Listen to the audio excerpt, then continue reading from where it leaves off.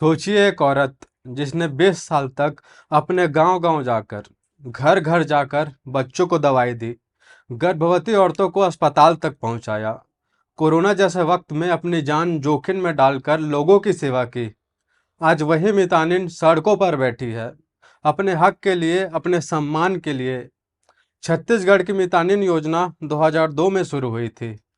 आज पूरे देश में आशा वर्कर का जो कॉन्सेप्ट है वो मितानिन से ही लिया गया था। 20 साल से महिलाएं बिना किसी स्थायी नौकरी, बिना किसी सामाजिक सुरक्षा, बिना पेंशन, बिना मेडिकल सुविधा के बस एक छोटे से मानदेय पर पूरे स्वास्थ्य तंत्र का बोझ उठाए बैठी है। मितानिनों को सिर्फ स्वास्थ्य काम नहीं करना पड़ता, सरकार उन्हें छोटे बड़े काम में झोंक देती है।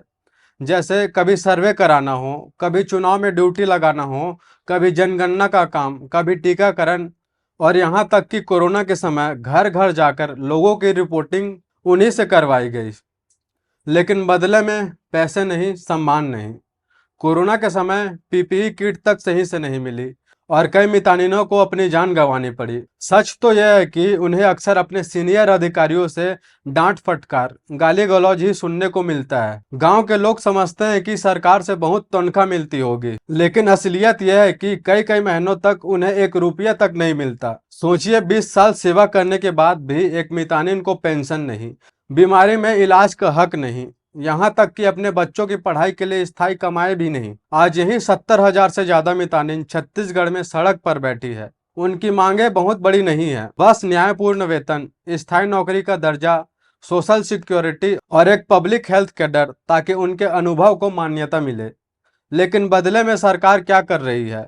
नो वर्क नो पे का आदेश। क्या यह न्याय है? 20 साल तक जिस वर्ग ने हमारी सबसे बड़ी लड़ाई, स्वास्थ्य को संभाला, आज वो ही भूखी प्यासी सड़कों पर बैठी है। ये वही मितानिन है जिन्होंने गरीब की झोपड़ी में जाकर उनकी माँ को बचाया, बच्चे को बचाया, इंसानियत को बचाया। आज उन्हें इस तरह जानवरों से भी बुरा ट्रीटमेंट मिल रहा है, सिर्फ इसीलिए कि वो ज्यादातर गरीब और अशिक्षित वर्ग से आती है। अगर हम इन मितानिन की आवाज नहीं बनेंगे तो कल को जब हमें जरूरत होगी, हमारे गांव समाज की सबसे बड़ी रीढ़ टूट जाएगी।